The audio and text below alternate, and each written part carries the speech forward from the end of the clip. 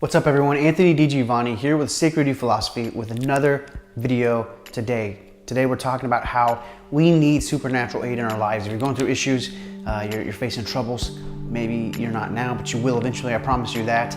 We need to know how to face these problems. We need to know how to face the chaos, and sometimes the only help that can be given to us is from supernatural aid. What does that even mean? Let's talk about it.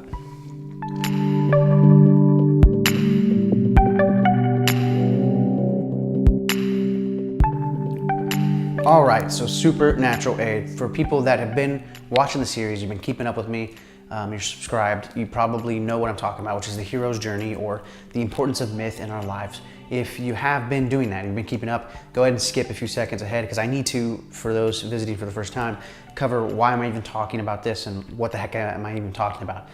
Okay, so myth literally does not mean fake. I think so much in our culture, we oftentimes say that thing was a myth because we're implying that it was fake, but to our ancestors, that's not what myth or mythology meant. The Greek word that myth comes from is mysterion, which literally means to see without eyes, or i.e. faith. So to them, it was their faith, and to them, it was even more important. It was how they verbalized the way that they saw was the best way to act in life, in reality, via facing the things that you were going to face. So they looked around, and we've learned this now through psychology, through science, that we imitate and act out knowledge before we ever are able to verbalize that knowledge. Well, that's exactly what our ancient ancestors were doing with myth. It was they had been acting out a certain way. They had acted out the ideal, path for the human, or they could at least imagine it. And they were like, well, how do we verbalize that? And they verbalized it through story. So that's what myth is. It's why it's important. It's why we can't just knock all that out and say there's no need for it. It's very metaphorical, so sometimes we have to abstract it out. I get why it's confusing. You don't want to look at it. It's weird. That's hopefully what I'm trying to do is help you do that and hopefully help you see the meaning inside of it all. Okay, so that being said, the supernatural aid, what the heck does that mean? Well, supernatural obviously means magical, otherworldly, other dimensional. Aid is help. It's an interesting part because of the hero's journey, because it can take many forms. Sometimes it actually is like a physical being. Other times it's an object. Other times it's armor. In the Black Panther, I would say his supernatural aid is his suit, but also partially his father in like the other realm. This is the ghost of his father, so that's kind of supernatural, right? Regardless, it's anything that's not of this world or imbued with magical power that can help the hero, and oftentimes is given to the hero or claimed by the hero early on to help him kind of push forward through the early parts of the road of trials, and then usually is taken away from him. We just see that happen in a lot of myths, and the hero has to learn how to now move forward without that aid, without that help. Okay, I know that's pretty vague, but let's hop to an example to see what I'm talking about. All right, so the best ways to see this, the best examples of this as a person is Lord of the Rings with Gandalf. He is the supernatural aid. He's a wizard, so he's literally magical. And if you get deep into that lore, then that myth, he's actually more so. They don't ever talk about this in the movies, but he's actually more so like a fallen angel. So I mean, he's truly like this otherworldly body that helps our heroes in multiple times. He's especially so in The Hobbit. He's in and out, coming back in crucial points and helping them get through things. Another supernatural aid, I mentioned Black Panther with his suit, with Spider-Man, because the comic books are our modern day myths. Spider-Man, it would be his powers that he gets from the spider by it, or depending on what interpretation of Spider-Man you're doing, it's his technology. That's his supernatural aid. It's anything that can help, guys. It's a device, it's a stone, it's a sword, it's whatever. And so those are some of the best examples to see what I'm talking about.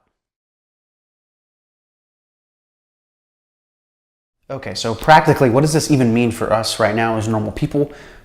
We can't just go down the street and ask a wizard for help. I get that. So, again, we have to look at it metaphorically and abstract out what we're being shown here, what we're being told here.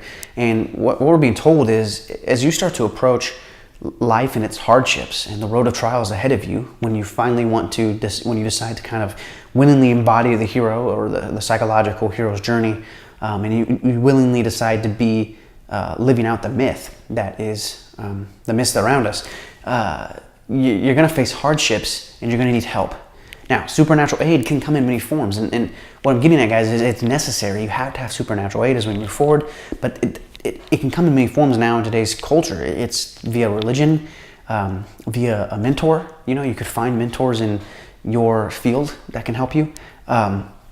It's even myth itself can be the supernatural aid you need, because essentially, like, and a lot of times, like the main three monotheistic religions I look at as myths, like very, very, and I don't mean that to knock them down, like they should not be driven out of our society. Like, there's some deep psychological learning there and psychological myth, and in all of them, myth being a supernatural aid is just telling you how to, leave the ordinary world, face the unordinary, face the unknown, face the chaos that's approaching, and the myths are teaching you how to not only do that, but then how to be the person that passes in between the known and the unknown, and transcend the unknown and defeat the dragon of chaos, and bring back the jewels, bring back the knowledge it had for the people in your culture.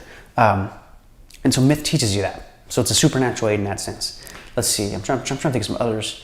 I mean, those are three good places to start. And even if you're more of an atheistic mindset, you have to, I would encourage you, you don't have to, I would encourage you to approach these religions, especially Judeo-Christianity principles, because they've formed the foundation of our Western civilization for thousands of years. I would encourage you to approach those with at least the psychological, mythic mindset. Like, okay, what were these people who weren't scientists, who weren't trying to show you the world of fact, they're trying to show you the world of action, what were they trying to say? And let me see if I can take some utility out of it, because I promise you, if you approach it that way, you can.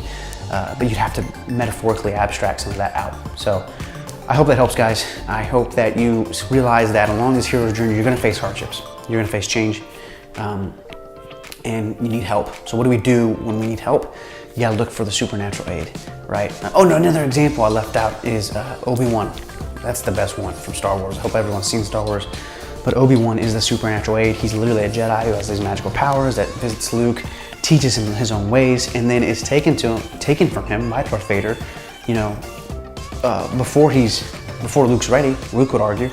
Luke would have liked to probably have him for all three movies, but nonetheless, he's taken from him, and Luke has to learn to transcend and actually go seek more help too from Yoda. So there's multiple ways there's multiple avenues for supernatural aid, but you have to seek it, and we need it in our lives, especially because life is hard and full of suffering. But we can transcend that, and we can make our lives a little bit better. We can make the lives around us a little bit better if we take responsibility and we approach it. But you can't do it alone. You can't do it alone, right? Don't be arrogant and think that you can change the world alone, change your world alone. It's hard enough to change your world, your individual world alone, regardless of wanting to change anything outside. So before you ever say you want to change anything externally, you need to look internally, and trust me, you'll have a hard enough time with that. So thank you guys for watching. I hope it helped. Please like, comment, and share below. Comment, let me know if you've seen any of the movies I brought up, or if not, and why not, because we can talk about that. You should be watching all of them. And as always, guys, subscribe if you're not to the page. New videos coming out every Monday. I appreciate you watching, and I will see you soon.